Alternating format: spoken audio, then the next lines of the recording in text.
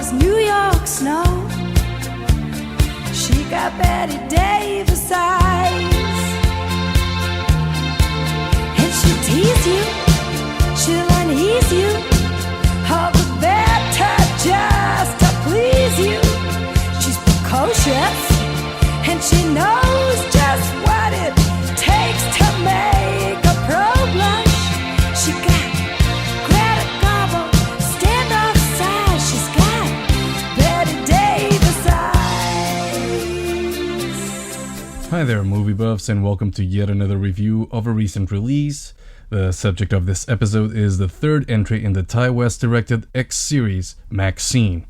In the last decade or so, horror movies experienced some sort of renaissance. Much like other genres, horror movies have become more fluid, and creators are experimenting with blurring the lines between genres. The almost universal backlash against the Donald Trump presidency contributed to infusing horror titles with a socio-political commentary, something that was present before but became prevalent in the post-2016 years.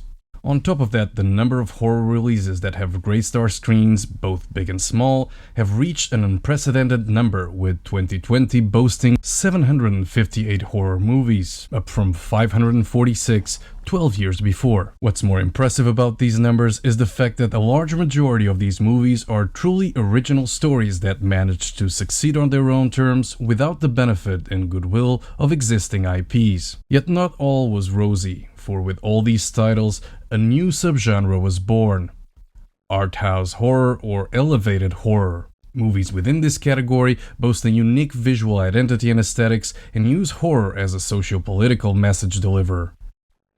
The large majority are also ultra-pedantic, pretentious pieces of crap that are usually advertised as the scariest horror movies ever made and cater to the liberal-prone, hipstery crowd that is too hung up on the issues to have fun.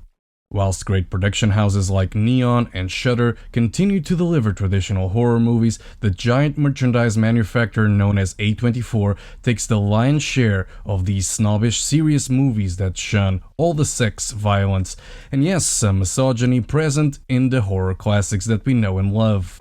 It says you're a dead. What? So it came as a surprise when in 2022, just after the COVID pandemic height, director Ti West delivered two back-to-back titles that kick-started the whole X cinematic universe. More than just two slashers, these movies followed West's penchant for creating pastiche works that paid homage to various genres and periods ranging from Americana-infused southern slashers of the 1970s, namely Eaten Alive and the iconic The Texas Chainsaw Massacre, in the case of X, and hexploitation and psychological thrillers of the 1950s and German expressionism, like The Night of the Hunter and Whatever Happened to Baby Jane, all presented in the prequel, Pearl. Ti West already had a pre-A24 era stellar body of work with titles like the supernatural horror The Innkeepers, the satanic cult expose The House of the Devil, and found footage segments in VHS. With X and Pearl, Ti West delivered two titles that are diametrically opposed to the socially aware message horror movies that A24 became known for. The reality is that he did so much more than just delivering something different.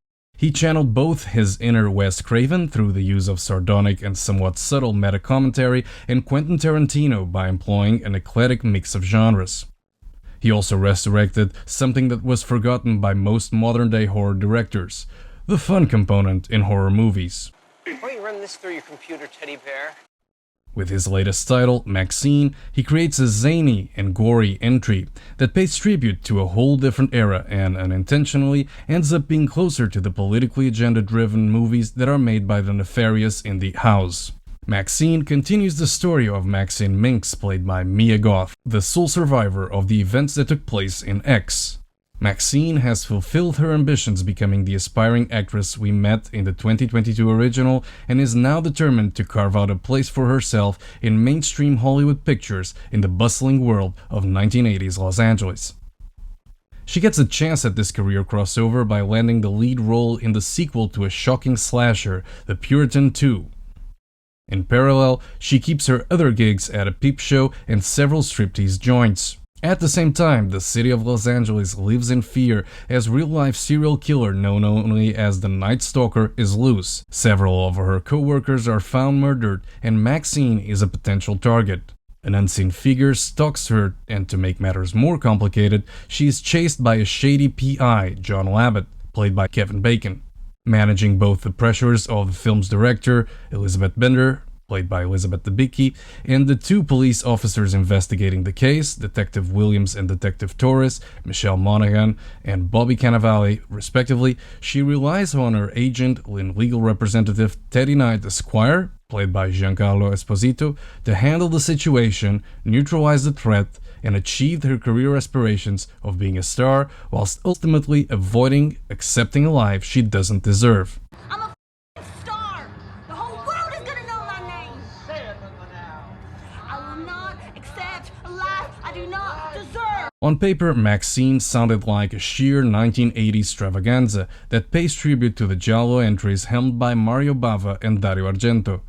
But the movie is so much more than that. Sure, the killer looks like he came straight from Blood and Black Lace, and Tyler Bates' score takes many cues from the soundtracks composed by the likes of Goblin. But director Ti West brings in more references and Easter eggs that go far beyond classic slashers.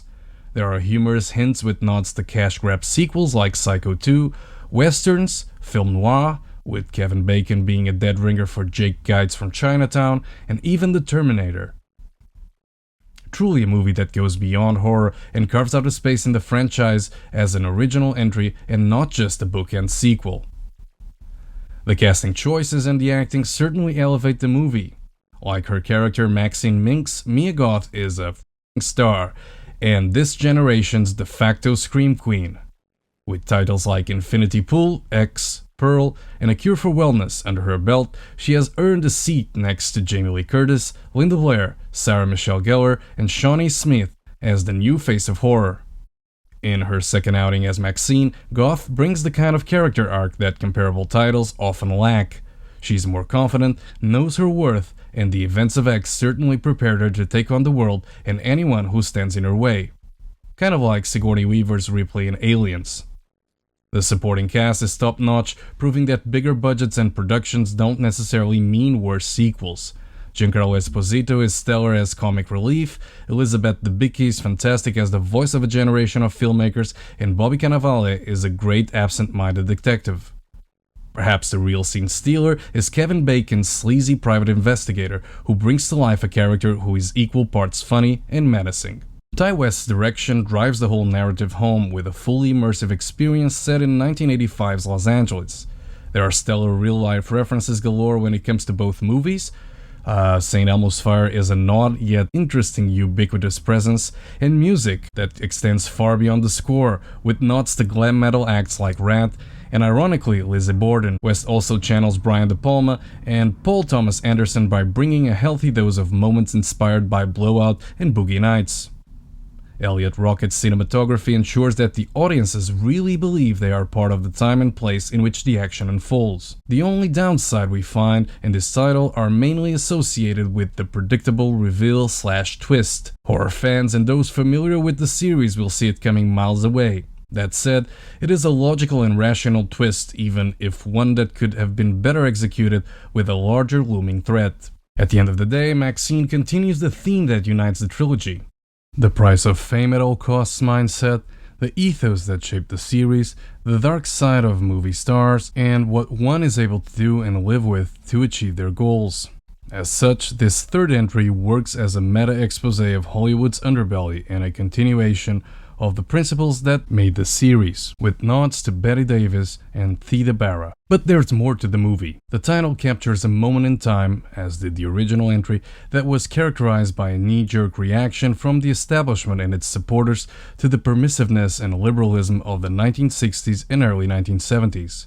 You could even argue that the moral majority, a somewhat bipartisan American political organization, is the real enemy and a constant threat seen throughout the whole movie.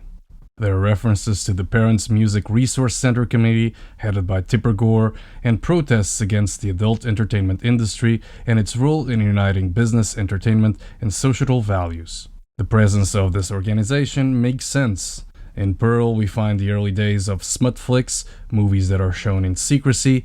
In X, these titles are now well known and on the rise, and in Maxine, porn titles are no longer clandestine, and many aspiring actresses use them as a jumping point into what they hope to be a serious acting career. These actions against the adult film industry seen by individuals as a manifestation of evil is also beautifully captured by the juxtaposition of the Night Stalker himself, Richard Ramirez, and then conservative President Ronald Reagan, suggesting that both are cut from the same ideological cloth, differing only in their actions. Maxine is still a tremendous effort when it comes to delivering a feminist-driven horror, and a hat tip to all of those who tried to elevate horror before it was even a thing. Elizabeth Debicki's character channels Yuli Lommel and his work in the surrealist slasher The Boogeyman. It also represents the female directorial movement of the 1980s who saw the likes of Stephanie Rothman, Amy Jones, and Catherine Bigelow attempting to make a name for themselves through horror titles. West also seems to get some inspiration from two other underseen non-horror titles from the 1980s, Variety and Miss 45, when he wrote the lead character for this movie. At the end of the day, Maxine is an extremely satisfying conclusion, a title that boasts spectacular retro aesthetics and portrays a strong heroine that ultimately delivers a pro-feminist horror movie without the lecture tone we find in so many other recent titles, one that makes us root for Maxine Minx. Here's some more collaborations between this dynamic duo that have elevated the slasher to a respectable position.